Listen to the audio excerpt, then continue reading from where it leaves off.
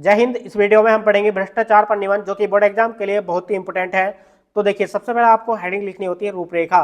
रूपरेखा में वे सभी हेडिंग्स लिखनी होती हैं जिनको हम आगे लिखने वाले होते हैं, जैसे कि प्रस्तावना, सेकंड भ्रष्टाचार के विविध रूप, इसमें भी पॉइंट्स लिख सकते हैं जैसे कि रिश्वत, कमीशन, ठीक है।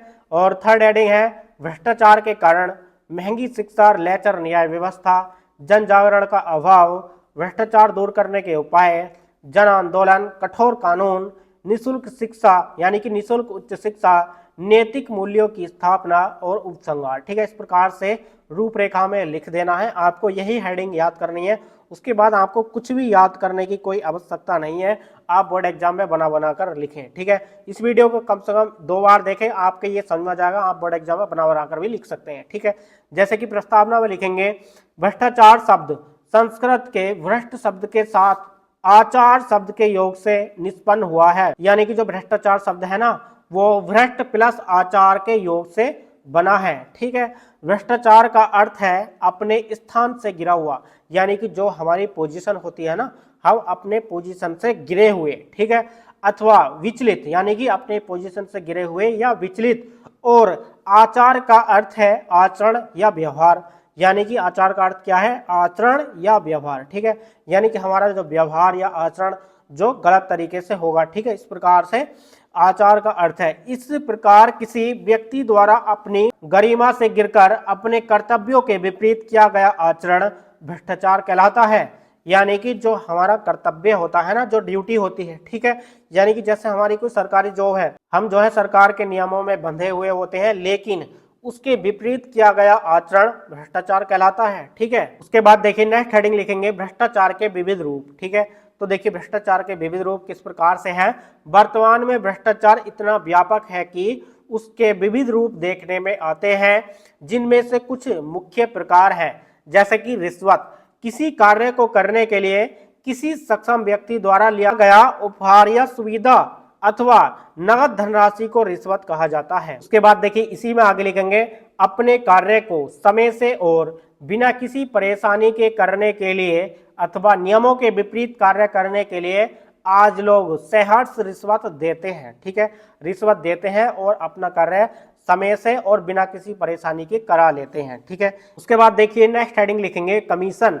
तो देखिए किसी विशेष उत्पाद अथवा सेवा के सौदे में किसी सक्षम व्यक्ति द्वारा सौदे के बदले में विक्रेता अथवा सुविधा प्रदाता से कुल सौदे के मूल्य का एक निश्चित प्रतिशत प्राप्त करना कमीशन कहलाता है। यानी कि जैसे कि कोई हमारा कोई प्रोडक्ट है, उत्पाद है, ठीक है, हम उस उत्पाद को बोले किसी व्यक्ति से कि ये आपको हमारा प्रोडक्ट बेचना है, आपको इतने % की कमीशन दी जाएगी। ठीक है, तो ये भी एक प्रकार का भ्रष्टाचार ही है। ठीक है, उसके बाद देखिए नेक्स्ट हेडिंग लिखेंगे भ्रष्टाचार के कारण। भ्रष्टाचार के यद्यपि अनेक कारण हैं, जिनमें से कुछ मुख्य कारण इस प्रकार हैं। तो जैसे कि महंगी शिक्षा, ठीक है, महंगी शिक्षा के द्वारा भी एक प्रकार का भ्रष्टाचार ही हो रहा है। शिक्षा के व्यवसायीकरण ने उसे अत्यधिक महंगा कर दिया है, यानी कि शिक्षा के व्यवसायीकरण ने उसे इतना महंगा कर दिया है कि आज एक युवा शिक्षा पर लाखों रुपए खर्च करके किसी पद पर पहुंचता है। यानी कि कोई व्यक्ति यदि अच्छी कोचिंग लेता है, अच्छे पैसे खर्च करता है और उसके बाद किसी अच्छे पद पर पहुंचता है, तो उसका सबसे पहला लक्ष्य यही होता है कि उसने अपनी शिक्षा पर जो खर्च किया है उसे किसी उचित अनुचित रूप से ब्याज सहित वसूले। उसकी यही सोच उसे भ्रष्टाचार की दलदल में धकेल देती है और फिर वह चाहकर भी इससे नहीं निकल पाता, यानी कि फिर वह भ्रष्ट कार्य करता रहता है। उसके बाद देखिए नेक्स्ट हेडिंग लिखेंगे लेचर न्याय व्यवस्था। लेचर न्याय व्यवस्था भी भ्रष्टाचार का एक मुख्य कारण है। प्रभावशाली लोग अपने धन और बुझबल के सहारे, यानी कि जो लोग ज्यादा बुझबल होते हैं ना, जिनके पास ज्यादा पावर है, ठीक है, वो बुझबल के सहारे अरबों खरबों के घोटाले करके साफ बच निकलते हैं, जिससे युवा वर्ग इस बात के लिए प्रेरित होता है कि यदि व्यक्ति के पास पर्याप्त धन बल है, ठीक है, यानी हर कोई यही सोचता है कि हमारे पास कोई अधिक धन होगा तो हमारा कोई कुछ नहीं बिगाड़ सकता। ठीक है, तो उसका कोई कुछ नहीं बिगाड़ सकता, बस यही धारणा उसे अकूत धन प्राप्त करने के लिए भ्रष्टाचार की अंधी गली में धकेल देती है। ठीक है, वह सोचता है कि नंबर 2 से पैसे कमाए और वह जो है भ्रष्टाचार करता है। ठीक है, जहां से वह फिर कभी नहीं निकल पाता, यानी कि उसको पैसे का लालच पड़ जाता है और भ्रष्ट कार्य करता रहता है। ठीक है, उसके बाद देखिए नेक्स्ट हेडिंग लिखेंगे जन जागरण का अभाव। हमारे देश की बहुसंख्यक जनता अपने अधिकारों से अनभिज्ञ है, जिसका लाभ उठाकर प्रभावशाली लोग उसका शोषण करते हैं। यानी कि ज्यादातर जनता को उनके अपने अधिकारों का पता नहीं है, जिसका लाभ उठाकर प्रभावशाली लोग उसका शोषण करते हैं और जनता चुपचाप भ्रष्टाचार की चक्की में पिसती रहती है। ठीक है, उसके बाद देखिए नेक्स्ट हेडिंग लिखेंगे भ्रष्टाचार दूर करने के उपाय। यानी कि भ्रष्टाचार को दूर करने के क्या उपाय हैं। भ्रष्टाचार को दूर करने के कुछ मुख्य उपाय इस प्रकार हैं, जैसे कि जन आंदोलन। भ्रष्टाचार को रोकने का सबसे मुख्य और महत्वपूर्ण उपाय जन आंदोलन है। यानी कि भ्रष्टाचार को रोकने का सबसे महत्वपूर्ण और मुख्य उपाय क्या है, जन आंदोलन है। जन आंदोलन के द्वारा लोगों को उनके अधिकारों का ज्ञान फैलाकर इस पर अंकुश लगाया जाता है। ठीक है, यानी कि जन आंदोलन के द्वारा लोगों को उनके अधिकारों के बारे में बताकर जो है भ्रष्टाचार पर रोक लगाई जा सकती है। ठीक है, उसके बाद देखिए नेक्स्ट हेडिंग लिखेंगे कठोर कानून। कठोर कानून बनाकर भी भ्रष्टाचार पर रोक लगाई जा सकती है।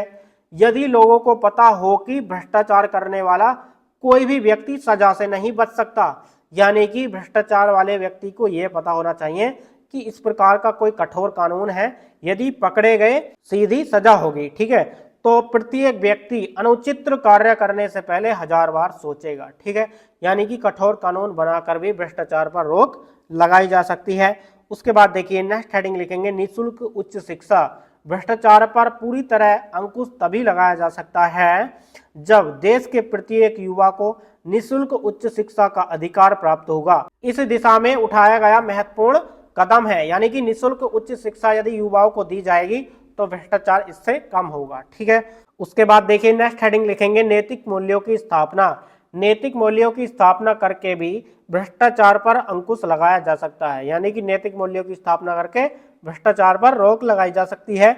इसके लिए समाज सुधारकों और धर्म प्रचारकों के साथ साथ शिक्षक वर्ग को भी आगे आना चाहिए, तभी जो है नैतिक मूल्यों की स्थापना करके भ्रष्टाचार पर रोक लगाई जा सकती है। उसके बाद देखिए लास्ट हेडिंग लिखेंगे उपसंहार। हम तभी विकसित देश की श्रेणी में सम्मिलित हो सकते हैं जब भ्रष्टाचार के क्षेत्र में न्यायिक तराजू पर, यानी कि राजा और रंक मतलब जो दरिद्र गरीब बेसहारा, यानी कि जितने भी इस प्रकार के लोग हैं, ये जो है न्यायिक तराजू पर जो है राजा के बराबर हों। ठीक है, यानी कि न्यायिक तराजू पर राजा और रंक एक ही पलड़े में रखे जाएं और भ्रष्टाचार पर कठोर कदम उठाए जाएं, भ्रष्टाचार के विरुद्ध जन जागरण हो, तभी जो है भ्रष्टाचार पर रोक लगाई जा सकती है। इस प्रकार से उपसंहार में लिख सकते हैं। तो डियर स्टूडेंट, यदि आपने अभी तक वीडियो को लाइक नहीं किया तो लाइक कर देना और कमेंट्स करके बताना ये वीडियो आपको कैसी लगी। चलिए मिलते हैं नेक्स्ट वीडियो में नेक्स्ट टॉपिक के साथ, तब तक के लिए जय हिंद, वंदे मातरम।